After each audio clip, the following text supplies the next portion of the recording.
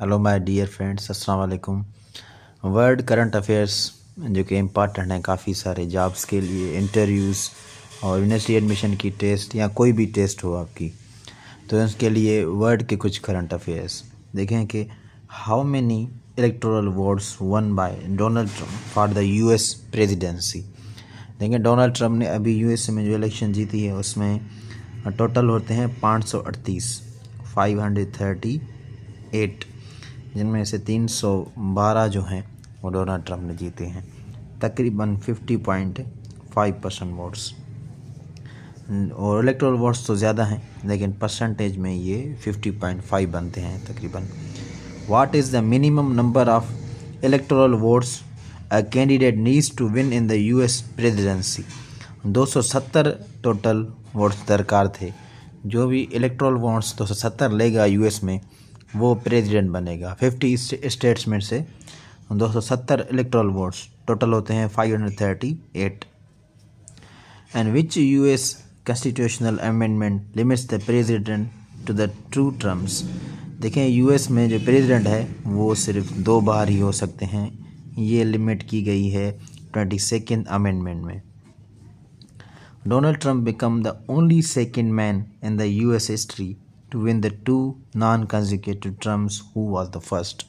देखिए Donald Trump second ऐसे बंदे बनेंगे जो कि प्रेसिडेंट बनेंगे नॉन कंसेक्यूटिव, यानी लगातार नहीं बने। जैसे बराक ओबामा बने थे लगातार 2 बार प्रेसिडेंट, यानी ये जो है नॉन कंसेक्यूटिव हैं, ये लगातार नहीं बने। डोनाल्ड ट्रंप पहले बने थे 45th, अब बनेंगे 47th प्रेसिडेंट। 46 आ गए जो बाइडेन। और इनके अलावा था ग्रोवर क्लीवलैंड, ये जो हैं ये भी 2 बार बने हैं प्रेसिडेंट लेकिन नॉन कंसेक्यूटिव। मैं थोड़ी डिटेल आपके साथ इसके बारे में थोड़ी शेयर करूं आपके साथ। देखें मैं क्या करता हूं, मैं 2 पार्ट्स करता हूं इस पेज के।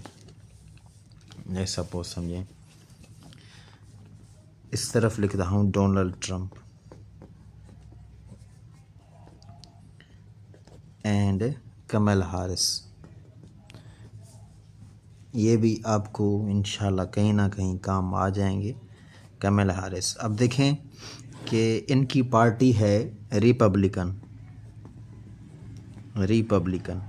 ये 1946 में पैदा हुए थे, जून 14 को पैदा हुए और अक्टूबर 20 1964। रिपब्लिकन पार्टी के हैं और ये हैं डेमोक्रेटिक पार्टी। और इनके जो पार्टी के जो सिंबल हैं इनके हैं एलिफेंट, हाथी और डोंकी है डेमोक्रेटिक पार्टी का सिंबल। और उसके अलावा ये बने थे 45th प्रेसिडेंट। कब से बने ये हलफ लेते हैं 20 जनवरी को। अब पहले चेंज था लेकिन कई सालों से 20 जनवरी है। 2017 को हलफ लिया था और जनवरी 20 2021 तक। और कमला हैरिस जो है इनके पास भी कई इनकी काबिलियत हैं, लेकिन ये मेन जो हैं 49th ये करंट वाइस प्रेसिडेंट बनी हैं। प्रेसिडेंट मेन कामयाबी आप कह लें 2021 से लेके और अभी तक। और 2025 जनवरी से ये जो है 50th करंट प्रेसिडेंट कोई चेंज हो जाएगा, कोई और आया जाएगा। नेक्स्ट जो है 538, यानी 538 इलेक्ट्रिक वोट्स में से 270 चाहिए थे, तो ट्रंप ने जीते हैं 312 इलेक्टोरल वोट्स और कमला ने जीती हैं 2, 2 और 6। 5 नवंबर को जो मेन इनका इलेक्शन हुआ था 2024 को। सो इनके अलावा जो नॉन कंसेक्यूटिव ट्रंप के अलावा दूसरे बने हैं उनका नाम है ग्रोवर क्लीवलैंड। ये भी 2 बार जो है प्रेसिडेंट बने हैं नॉन कंसेक्यूटिव। एक थे 22nd और एक थे 24th।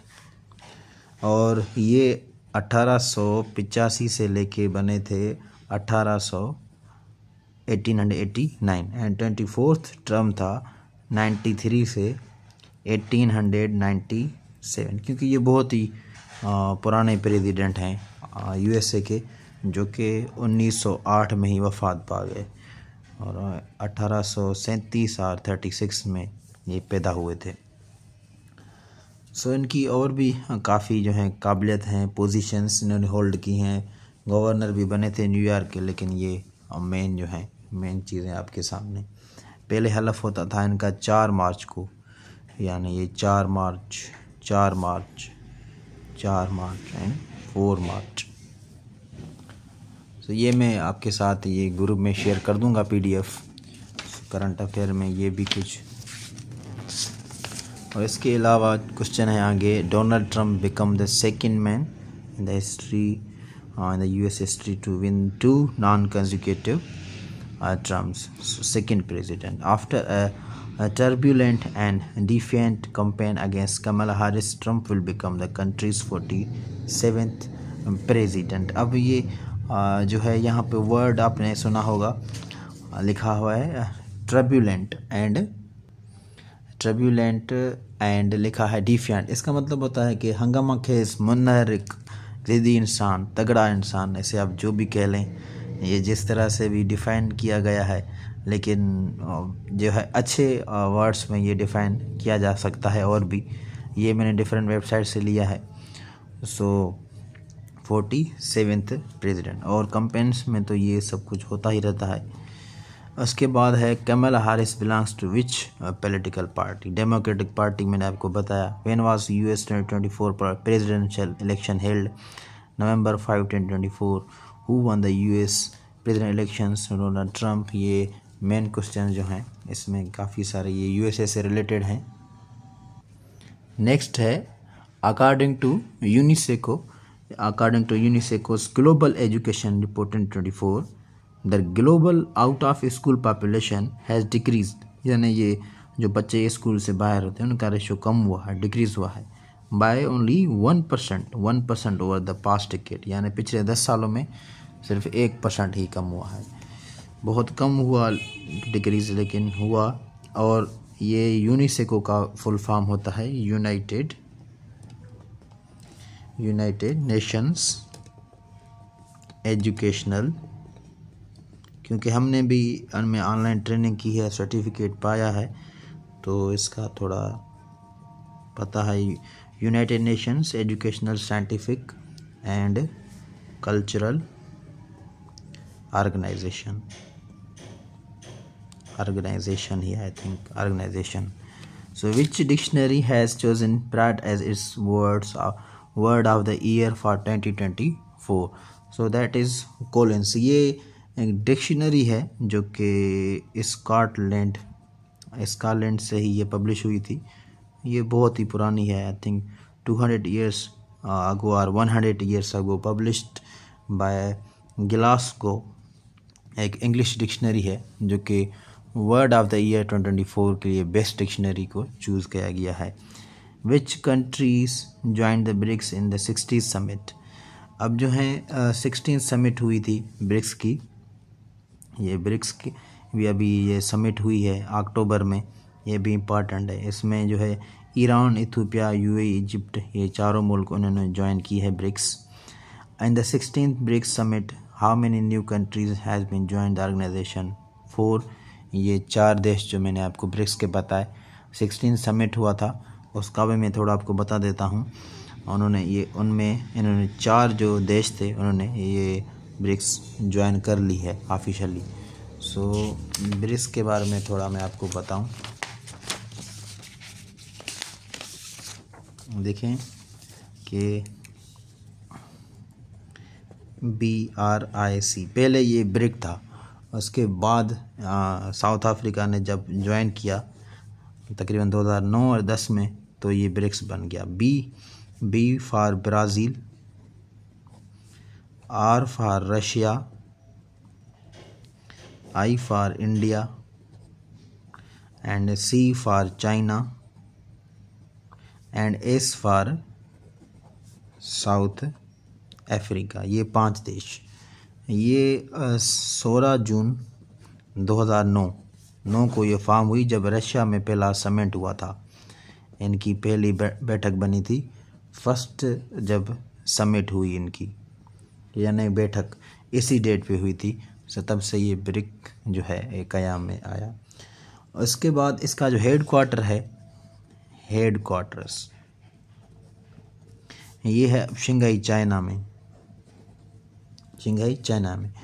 और इसमें जो अभी जो मेंबर ये जो जिन्होंने ऐड की हैं, ये 4 जो हैं, ये 5 पहले थे और ये 4 जो हैं ये अभी आए। कौन कौन से अभी अभी देखे हैं कि इजिप्ट है, इजिप्ट, इथियोपिया एंड ईरान,